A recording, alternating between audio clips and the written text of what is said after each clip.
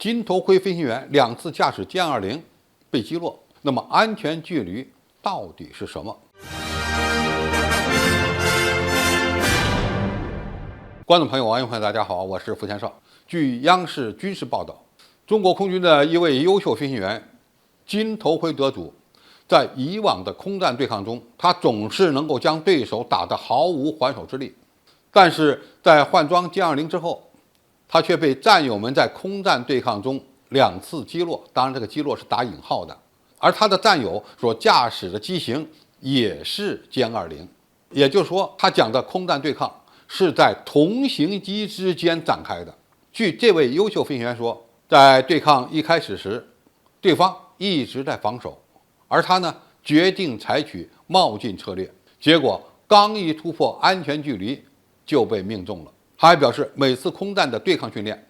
飞行员都要承受7、8个 G 的过载，甚至呢高达9个 G。在模拟对抗中，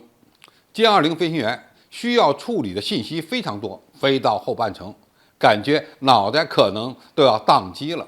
那么现在的问题是，这名歼20战斗机的飞行员在模拟对抗中被其战友击落的关键节点，是他刚刚进入安全距离。那么这个安全距离到底指的是什么？这里面呢有2个概念，一个就是被对手发现的距离，再一个就是导弹，特别是中距空空导弹的拦截距离。那么相对的安全距离呢，可能只是这么几个方面啊，一个是被有源相阵雷达捕捉到了，而且呢距离比较近，正好在空空导弹的有效射程之内，或者呢对手的有源相阵雷达没有开机，而是使用了被动的光学探测系统，比如说红外搜索跟踪系统，通过这种被动探测的方式，在100公里左右的范围内捕捉目标，并且制导空空导弹对目标进行攻击。如果是双机对抗，那么这名歼20飞行员所指的安全距离很可能是被红外搜索跟踪系统所捕捉到的最大距离，因为这个距离没有超过中距空空导弹的有效射程，甚至呢可以这么认为，一旦被对手的光学探测系统捕捉到以后，那么它逃脱的概率就会比较低。何况红外搜索跟踪系统是一种被动的光学探测系统，即使是被对手发现了，可能自己呢还没有感觉。从这样的模拟空战可以看出来，歼20的隐身战机，它的探测和搜索手段是非常多的，既可以使用有源相阵雷达进行远距离探测，也可以使用红外搜索跟踪系统进行中距离探测。另外呢，由于它们配备了综合光电孔径系统，还可以对周边360度范围内的战场态势呢进行感知，因此谁在对抗中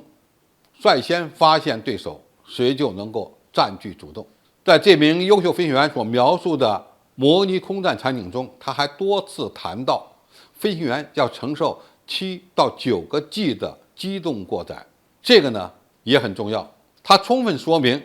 歼20战斗机的机动性能相当优异。我们知道，目前最先进的一些战斗机，它的机动过载啊就是9个 G， 一般不超过7个 G， 就是6点几个 G 的机动过载。那么陆基飞机的机动过载大概是9个 G。那么什么是机动过载呢？也就是说，飞行员在机动的过程中可能会瞬间受到他身体重量8倍、9倍的压力。在这样的情况下，既考验了战斗机的机动性能，也考验了飞行员生理和心理的素质。而从现在的模拟对抗场景看，驾驶歼20战机的飞行员经常会承受7到8个 G 甚至9个 G 的机动过载，从而凸显了歼20战机极其优异的机动能力。虽然这名飞行员介绍的情况不多，但是从这2点我们就可以看出来，将领隐身战机，无论是在战场态势感知能力还是机动能力方面，都处于世界一流水平。好，今天评述就到这里，谢谢大家收看，我们下期再见。